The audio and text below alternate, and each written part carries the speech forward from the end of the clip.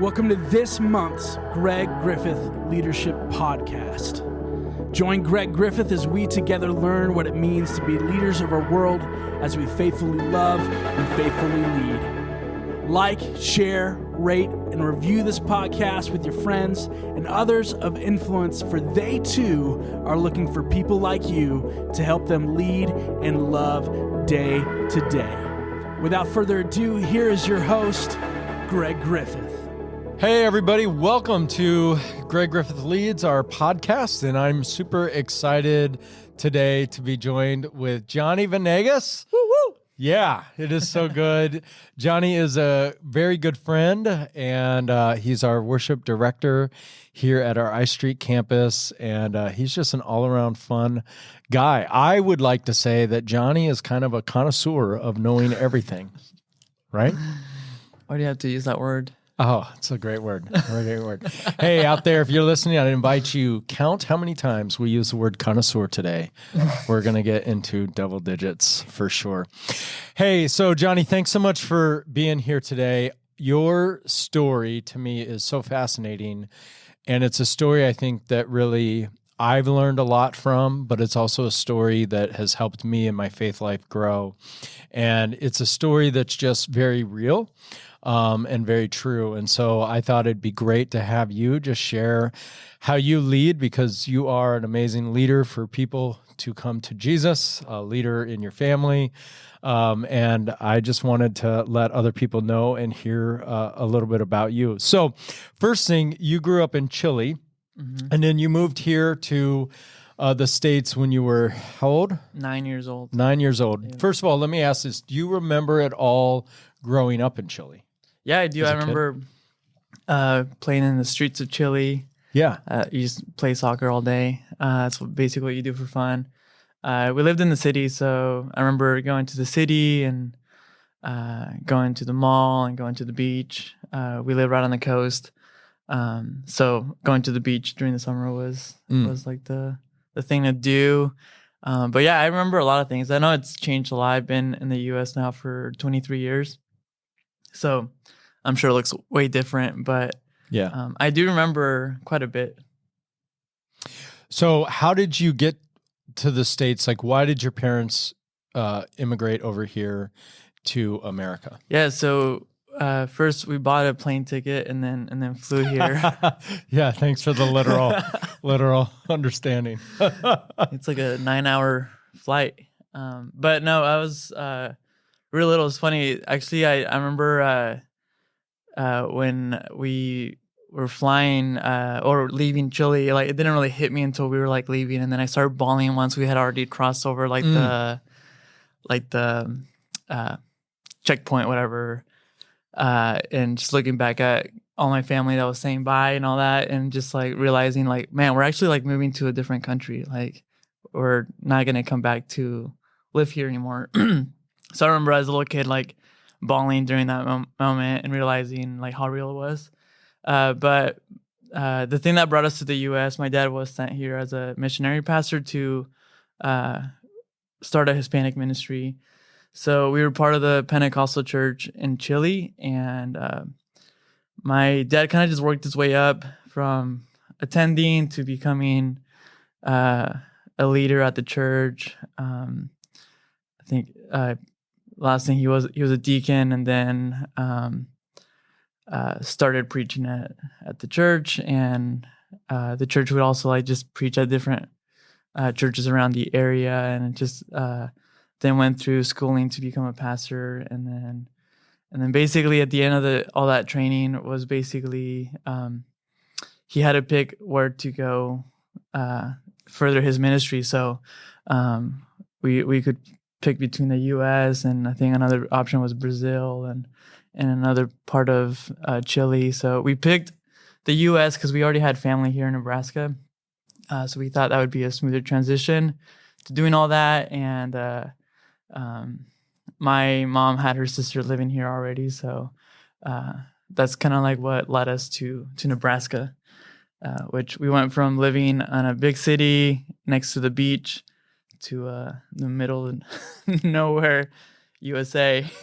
Yeah. Well, I don't know if Nebraskans would call it middle of nowhere USA, but yeah, what a cultural shock and difference. And I think one thing that as an American and a Christian who's grown up in this country, one thing that always just kind of makes me take a breath and a step back is to remember. So that would have been around the year 2000 that you moved here. Yeah.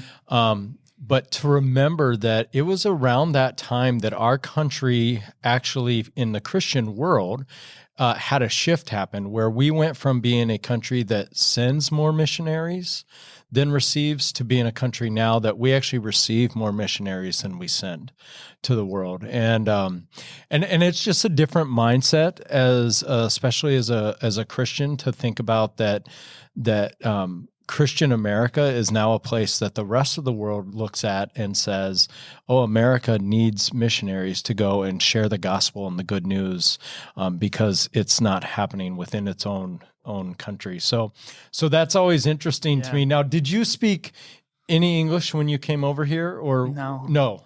Wow. What was that like? Like, what was it like starting school and coming into a country, and now this is your home? It's not a vacation. It's where you live, and not having English, the predominant language. Well, as a kid, I actually did love. So we lived in Shelton, Nebraska. So that's why I said middle of where? Of Shelton, Nebraska. I didn't even know that city existed. Town of like 6,000 people. So like to go from a huge city to like a little town like that, it was crazy. But actually, as a little kid, I loved it because I could ride my bike around the entire town. I could literally go from one end to another. And so like that was fun because you can't, really do that in the city. So I loved it. I feel like that first year is kind of a blur because it's like I was learning the language and so it's like there's like a lot of things that I didn't understand. And I think the worst part was probably that they paired me up with my cousin, so who was supposed to like translate for me, but like all he did was teach me like the bad things and the things I shouldn't be saying. So that was probably pretty funny to other people. But it's kind of a blur. Like I remember parts of it, but I don't fully like remember that year just because like I think just with not knowing the language, trying to catch up, I just got thrown into like regular class. I didn't go to like a special like class where they taught you English. It just kind of like just threw me in there and it just kind of like had to like learn it. I do think I learned a lot faster that way. But it took me a while. Like my little brother was 4 years old when we came, and I mean, he was speaking English within like half a year. I think it probably took me a little over a year to like really feel comfortable with it. So your mom and dad were sent here to start a church and start a Hispanic ministry. You were about 9 years old, 10 years old as that was kind of getting off the ground. And then were you involved in helping with the church? Was it, what was that like? At first it was just the four of us. Like the way, at least the church in Chile, the way that they did things, it was all by faith. So like my parents sold everything and moved to a different country. They didn't have any financial support. Like they had to buy their own tickets and just like figure out their own way. Just like God was going to provide the way. So that's kind of how we came. It's just with basically starting all over. Basically just kind of had to make it up as we went and try things, try to reach out to the community and start bringing people in like that. Wow. So when you look at that beginning for you, like what do you have from that you still hold on to? Like what is something that, because that is an immense trust. And I think about as a parent, right? I can do that on my own probably, maybe, but when I'm bringing children, right? Like that's just even greater trust, So looking back on that now too, like what is something that just from that experience of coming and saying, gosh, I'm watching my parents start a church with nothing. Literally it was us four were the first church, right? Like what have you learned from that? I think the biggest thing I've learned from that is one, seeing their faithfulness to their calling, but also like their faith level of one, moving to a different country that they don't know the language, and not having financial support, and having to work other jobs to like be able to like make a living, but also like do ministry. So having like 2 full-time jobs. It's just I think that's crazy, because it's like, I think if I asked myself like if I would do that today with a 3-year-old and a wife, I would have a hard time even just taking a ministry position in town that maybe couldn't offer like payments. So it's like, to think of what they did and just move completely to a different country and do that, just speaks levels of their faithfulness, and just like their faith in God that He would provide, and like they didn't know what was going to happen, but they were just going to go for it and just trust that God was going to open up doors and provide for them. Wow. Yeah, that's really, really awesome that you recognize that in them and honor them with that recognition and seeing that sacrifice for the Lord that they made. So you are a tremendously gifted music leader. You have this amazing spirit of energy and enthusiasm as you lead people in worship, as one who, for me, I really grow in my worship when I'm singing at the mountaintop of God, and you bring me to that mountaintop every week that you're leading.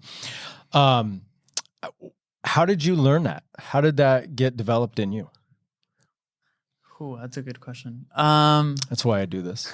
Well, I did start leading worship at a very young age. How old were you? So I started playing keyboard around 9 years old, but I didn't start leading worship until probably around like 12 or 13.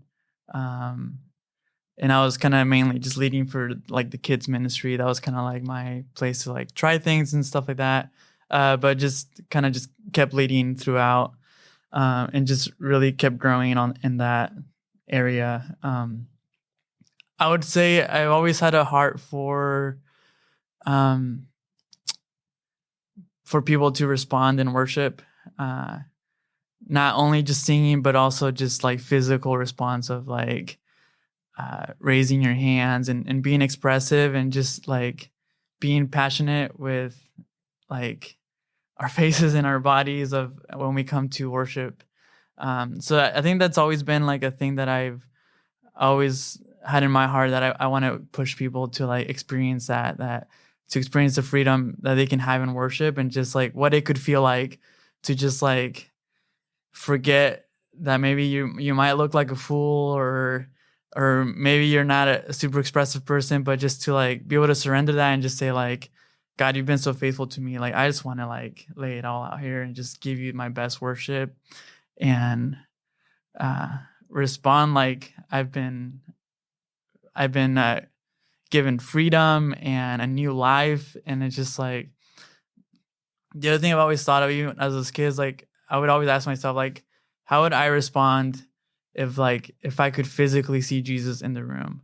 Like, would my worship look any different if He was actually in the room? And that's something I always ask myself. So I think I always try to like approach it that way, where it's like, if He was in the room right now, which He is, but I can't see Him. If He was in the room, like, what would I do? What were the things I say? How would I sing? How would I respond physically? So that's just kind of like the way I approach worship. That's so good. I think next time, this probably Sunday when I'm worshiping, and sometimes I just lose kind of my thought and distraction, and that's when I find my hands in my pockets or my arms crossed, or I think like, so yeah, that's an interesting, if Jesus is in the room. Yeah. Here's what else makes me think about that too. And I think sometimes we can get so caught up. And I do believe there's a place for church to be consumeristic. I also believe that we're called to be contributors, but I do also believe we do consume things. We have to receive things. That's a part of church life. But I think sometimes I can find myself even in a consumerism going like, oh, this is not my favorite song, right? Like when Oceans is on, it's like, oh gosh, like, can it be over? I feel like I'm traveling across the entire ocean on the whatever verse of Oceans. So, but again, if Jesus is in the room, I'm not focused on the length of the song. I'm just focused on Jesus. Right. And that's a really good point on that. Okay, so I want to back up. Yeah. You were leading worship in a kids ministry at 12 or 13 years old. When I was 12 and 13 years old, was like fighting parents going to church. And my mom was my Sunday school teacher. And Mom, I know you're listening. You did a tremendous job. But at the time, I was terrified of you being my teacher and like was not thrilled about it. Tried to be like the class clown, was not a good, like last thing tell us, like, how did you do that? Like, how did you say, I want to lead, I want to grow, and I want to help kids come to worship Jesus at 12 and 13? Yeah, for sure. Well, I enjoy music so much. I love playing the piano. That's my main instrument. And there's one aspect of I just enjoy music. I just love playing in a group with people and making music together and being creative. But the other part, I think, for me is like some of the moments that I've experienced during worship are like so powerful. And music is a way that I connect to God, that I feel closest to God. So like I want for people to experience those moments of breakthrough and healing through the music and the words that we sing. So I think that's like the biggest thing for me is I want people to experience that so bad.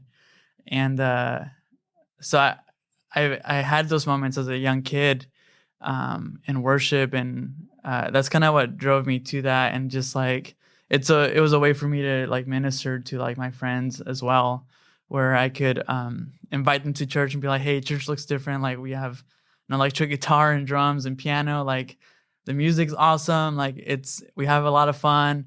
And it was an easy way for us to invite our friends. We also had a lot of support. It's crazy to think about that, like as a 14, 15-year-old kid, we were organizing like youth events with my cousin who was the same age. And we both had a passion for ministry where we wanted to like do these worship nights and invite, like we would hand out flyers at school and invite area churches to come out.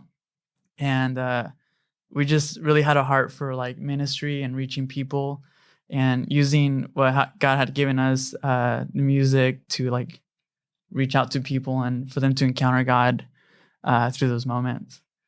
But yeah, I mean, it's crazy. Like one thing that, because as you were saying, that made me think of like growing up, there was like a group of us that most of us were like pastor kids, and we all hung out. So we were like best buddies. There's like 4 or 5 of us. So we were the ones that always like played together at the worship events and stuff. And it's really funny because we would actually skip school to sneak into the church and like play music together. This is like in high school, and it's just like funny to like looking back at that. Like we were doing something naughty, but it was at the same time like we were sneaking away because we loved music so much and we wanted to play worship music like day and night. And we would do that in high school sometimes, just sneak out and go play. And man, I just think about if my daughter were to skip school to break into the church to play and practice worship, not do bad vandalism or something like that. I don't know how I could be mad at her. Yeah, you know, like that as a parent. Right. Like, oh, you can't go worship. You need to be in school. I don't know how. Yeah. That's funny. Wow. That's so let me ask this question, because Johnny, one thing I really respect about you, there's a lot of things I respect about you, but one thing that I admire and you inspire me to try to do this. You have such an invitational spirit. You're always inviting people. I'm always seeing new people on our stage leading worship. I'm seeing people that are coming that say, yeah, Johnny told me about this. Like how did you, like, where did that come from? How'd you develop that? And really it's a confidence issue too, but what would you say to someone who goes, yeah, I do want to invite people, I just don't know how? Well, I really am passionate about what I do, and I love teaching people. That's one thing that I think helps, is that even if someone isn't quite there yet, like I'm willing to work with them and get them to a point where they're comfortable joining the team. But I'm so passionate about what I do, and I believe that what we do is so powerful and can have a huge impact on people's lives, that the way that I invite isn't just to fill a spot. It's to say like I want you to be a part of this, because like it's so life-giving. It's going to fill up your soul. It's going to give you joy and purpose in your life. And I want you to experience that. I'm not just trying to fill out a position on stage. So I think I would hope that people know that that's where my heart's at. And I think that makes it easier to invite and bring them here, and also for them to stay on the team, is because I truly care about them. They're my friends, they're my family. I care about their souls, and like that's kind of like my approach with that, is I want us to be a family. And I really think of like, especially my worship team and anybody that's on my team, is they're like my family. They're like the people that I'm going to do life with, especially at a big church where there's so many different like areas, and sometimes it's hard to like plug in and get connected. But I want these people to feel like they have a home, and that's kind of how I approach it when I invite people. So what I hear you saying is it's all relational, right? Like it's about relationships, and that you want everyone that you're connected with to know that you really care about them and you're a family with them. And you know, I've just been doing a lot of research on this, and really right now, especially in Western Christendom, in America Christendom, one of the pieces is that discipleship really is relationship. And now they're even starting to connect too well that evangelism is relationship, and the importance of that, and moving away from kind of the scare evangelism, right? And I use that in a good term. I think it worked for a while in the 70s here, in the 80s. You know, there's a James Kennedy evangelism module, which was, you know, I'd knock on a door and I'd say to you, if you died today, where would you go? You know, and then it was let me tell you about Jesus so that you can go to heaven. But there's no relationship there. It's just me scaring you by the reality that life could end tomorrow or tonight. And now they're knowing that doesn't work. That's not bringing anyone to say, oh, I'm afraid of death, so let me figure out who Jesus is. But the relationship is, and really what you were saying is a relationship, but then also helping them see the impact of doing something that's bigger than themselves, right? Mm-hmm. Let me ask you this question. Do you think some of that is your own, like, is that Chilean? Like, is that a cult? Like, is the relationship, is that something that is from your culture? Is that how you grew up too? Yeah, I would say, especially watching my parents, like our doors were always open to people, like families who wanted to come in and simply just hang out, or were like in need or needed like prayer and stuff. I always saw my parents model that, where like they're for the people and they're always available, and just their hospitality was amazing, and just like something to like look up to for sure. They just would go out of their way to love on people and welcome them in, and I definitely see that in the culture as well. Chilean people are, if you ever visit Chile, like you're gonna get invited to people's houses and get invited to go out to eat, and they're just a very welcoming culture for sure. Yeah, and I would wonder for us and for me to think about too, of like, that doesn't have to be a culture of another country. That could be a culture of our religious community, right? Mm-hmm, which spans all of our ethnicities, and just says we are united as Christians, and inviting and having a home that's open to whoever, for prayer, for hospitality, for kindness. Yeah, that's really good. It's I think a cultural thing too, because it's like I think of like my 3-year-old, and we're trying to put her down by like 8:00, 8:30, and I think of the way that I grew up, and it's like we were out so late. We were at church services. Like in the Hispanic culture, we would have extended services. Like sometimes they would start at 8 p.m. and they would go through the night. And it's just like crazy to think that we were at those things like as little kids. Because like I'm thinking like my kid needs to go to bed, or I need to find a babysitter so that I can be out this late. And it's just like time wasn't really a thing. We just kind of like were in the moment with people and with God and in church. And it's like we weren't rushing to get out. Our Sunday worship services could be anywhere from an hour and a half to 3 hours, depending on how God moved that day. So I think I look back at that a lot, and just kind of it helps me like have a better balance sometimes in life of like, all right, I don't have to be uptight about everything kind of thing. And but yeah, it's interesting just to look at different cultures for sure. So, I said I worship on mountaintops, and I've had the opportunity to travel up a few peaks. I've been at the 13,000 foot level on Mount Sherman, as well as on Quandary Peak. They're both 14ers, but I go to about 13,000 and then I stop. I don't summit it. I just don't like that height.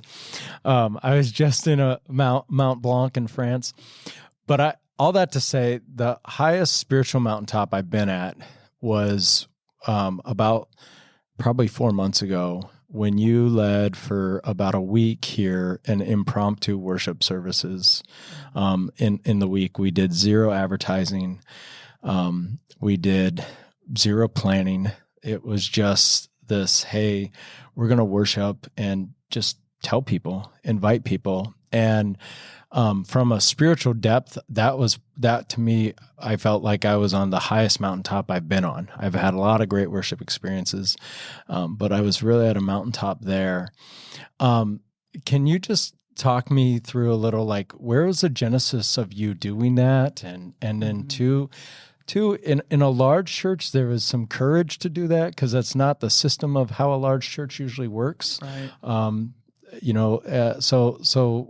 And I think that was something that was definitely from the Spirit, and it was just amazing. So talk us through that a little bit. Yeah, for sure. I know for me, it started out of just watching what was going on at Asbury College and just seeing the revival break out of there, and it developed like a hunger in me that I haven't had for a while, and it's like I just like wanted to be there, and I wanted to like be there day and night, and it's like I have a kid, I'm like married, like how am I supposed to do that? Like I can't just drive out there by myself and just like check out for a whole week.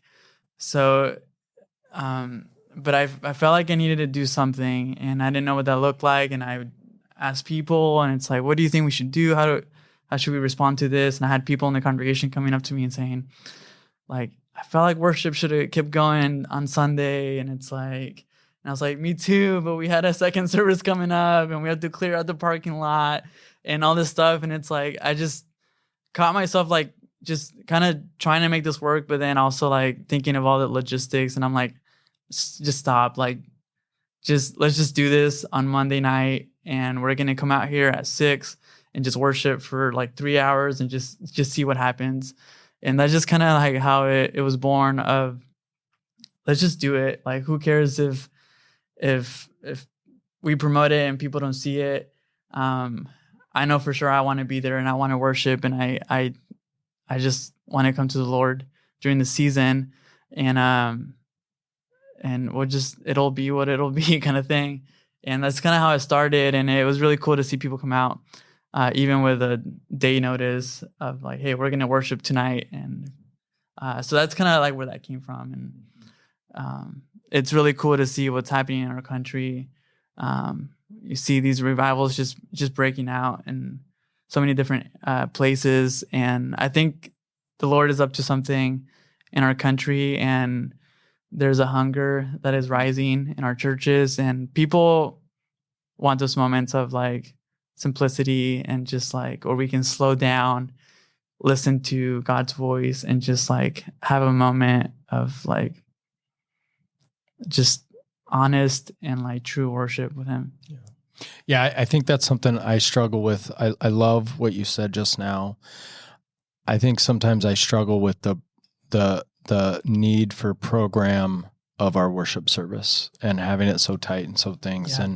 And I think we can over programatize, which means we can actually say to the Holy Spirit, sorry, you didn't fit into the time frame this week. And there's something sinful about that. So I know that's a good word for me to think about too.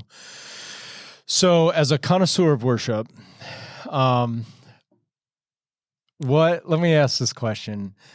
What would you say to right now, today, if you had a young worship leader who was saying, hey, never done this, a 12 or 13-year-old Johnny right before you, what's one thing you would say to them? Just whatever you do, don't forget this. Mm. I would say, I know like the word performance is kind of like a bad word in the worship world, but I would say remember who you're performing for, and that we are performing for one person, and his name is Jesus. And with that comes playing skillfully, playing with your heart, and playing with passion. And there's so many layers of that where you have to be good at what you do too. Like you want to give God the best worship. I think of the musicians in the Bible and just how much time they spent, and they're the best musicians around, and it's just like it's really cool to think about that. And it's like I need to own this. I need to like be really good at it because it's for God.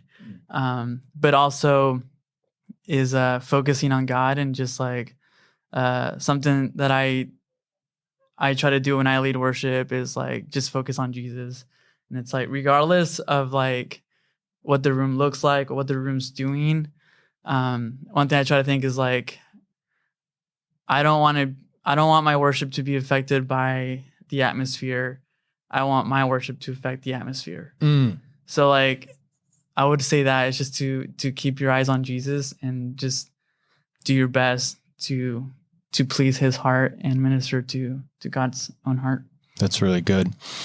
What is one thing you would want just a worship attender, a congregant, what's one thing you would want them to know as a worship director, leader? What's something that you would say, I just want you to know this? Yeah, I would ask that they would just push through like any distractions that they may have. Sometimes for us that could be lights or maybe sound or music style, or sometimes even words, just to push through that and just like realize that they're standing before a holy God, that we're coming together in worship, and that he is in our midst, and to just focus solely on just giving God like the best worship and praise ever. Like to not take a moment for granted and just like push through whatever we need to get to that point where we're just going to have authentic, true, and just raw worship. That's good. All right, last question, and one I hope you're completely honest with. What's one thing that you would say as a worship director for so many years that you would want your pastor to know? What do worship directors just really want their pastors to know? Oh, that's really good. I think for so many of us worship directors, we like to create, and sometimes we get really amazing ideas and sometimes we get really stupid ideas. I think it's good to just have the freedom to be able to create, and just, sometimes things land, sometimes they don't. But just having the freedom, I think it's so unique too, because God created us as in his own image. And I think one of those things is he created things and we like to create things. And so I think for many of us is, we like, whether it's creating a music arrangement or trying out this hymn in a different arrangement or doing something with lights or just whatever it is. I think it's nice to have one, trust, but also just like freedom to be able to create and just think outside the box and just like not do things just because this is the way we've done them for years, or or this is how the church has done it for hundreds of years, but just have the opportunity to like bring our own like identity into the stuff we're doing, and just be able to bring that out in our worship and leadership. Sweet. Well, Johnny, thank you so much for the time today. I have grown so much, and I know our listeners have grown so much too today. And stay focused on Jesus. And as you worship, I'm going to do this. Worship as if Jesus not only is there spiritually, but you can physically see him, and just respond in that way. Thanks a lot, everybody. We'll see you and talk to you next month. See ya. Thank you for being a part of this month's Greg Griffith Leadership Podcast. Join Greg next month for leadership insights to faithfully love and faithfully lead. Now go be terrific today.